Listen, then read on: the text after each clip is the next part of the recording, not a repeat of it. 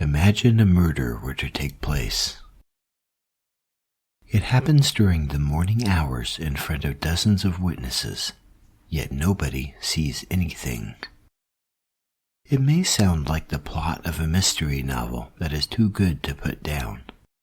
However, you don't have to look as far as a novel for this story. These events occurred on November 13th, 1536, in London.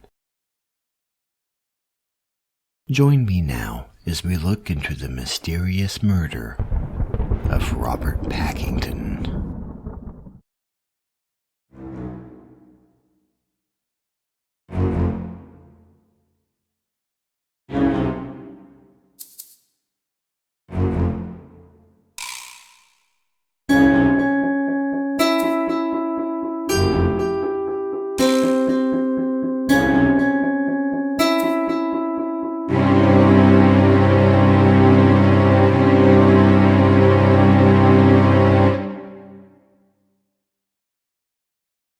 Robert Pakington was born in 1489 in Worcestershire, England.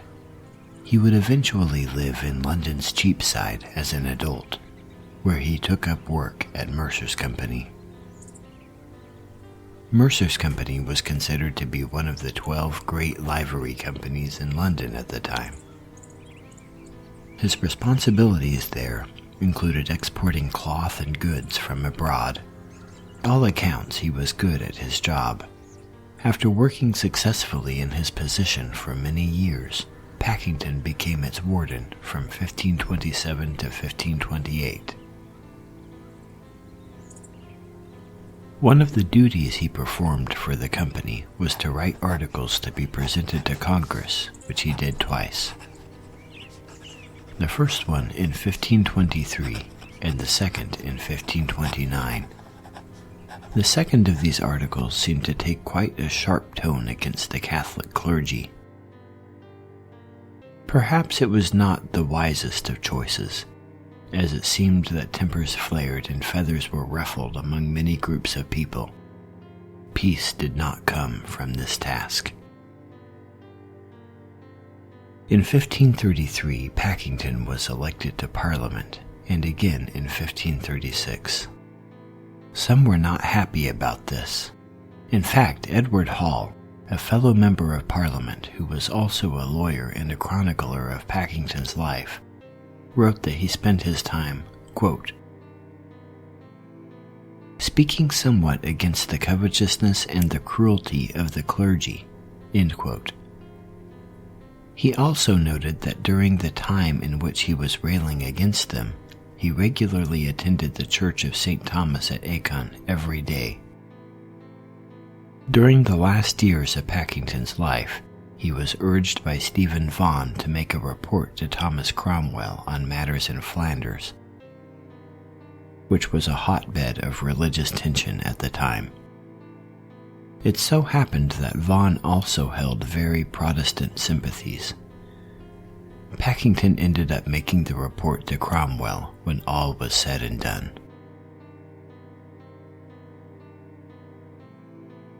On Monday, November 13th, 1536, at 4 a.m., Robert Pakington got out of bed and headed to church as usual.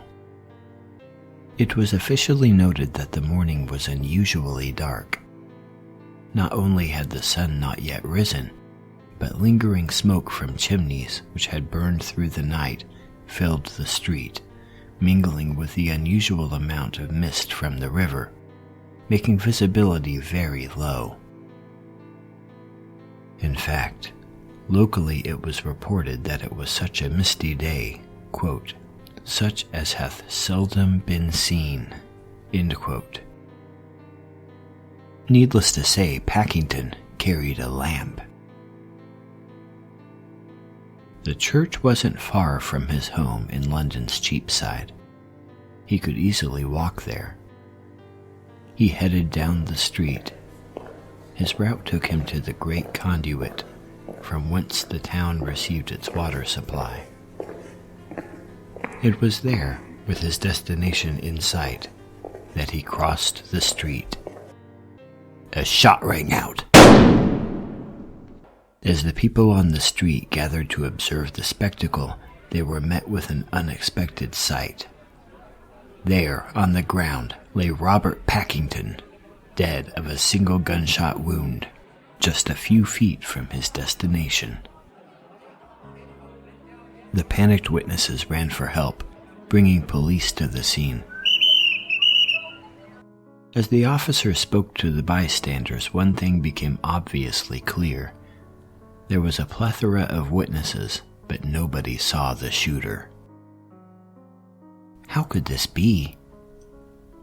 To understand why it would be such an unusual thing that nobody would notice a gunman, you must understand that the only firearms in use at that point in time were matchlock arquebuses.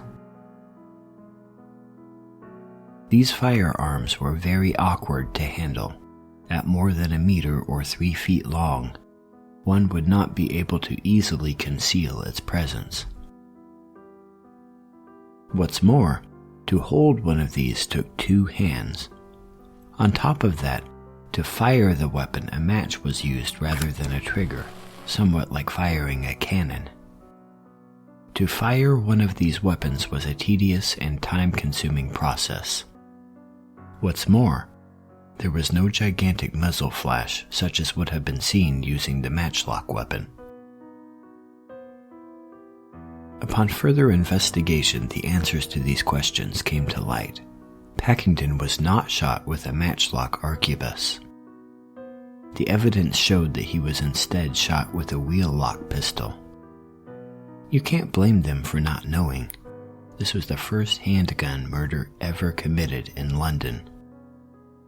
However, knowing the correct murder weapon didn't get them any closer to finding the culprit. They were at a loss and had no leads. A very large reward was offered for any information that would lead to the capture of the killer, yet it went unclaimed in perpetuity.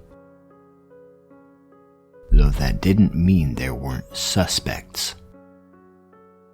Pakington spent much of his time railing against the church, and in 1545 John Bale suggested what was on many people's minds, that he suspected conservative bishops might have put a price on Pakington's head.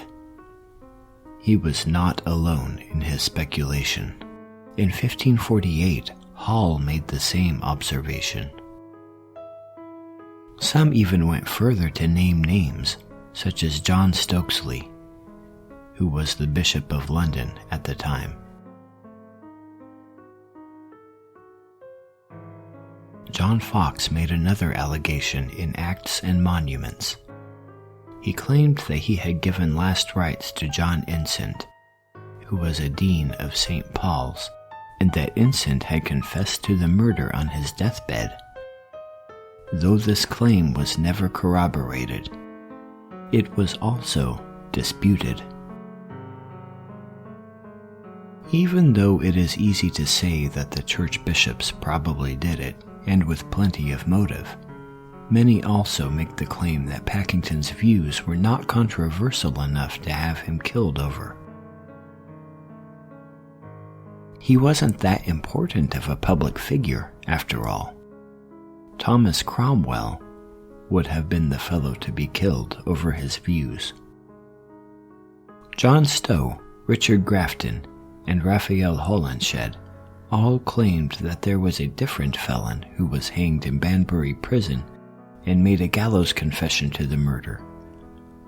Once again, this was not corroborated. Pakington's murder remains unsolved 486 years later, though his legacy would live on for a short time. He was the grandfather of Queen Elizabeth I's favorite, John Lusty Pakington.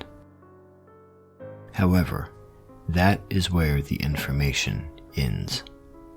The tale fades into the dark recesses of the imagination, where things are pondered but never resolved, and thus live on in perpetuity. In any case, if this premise is like a mystery novel, then one will have to look elsewhere for the big reveal.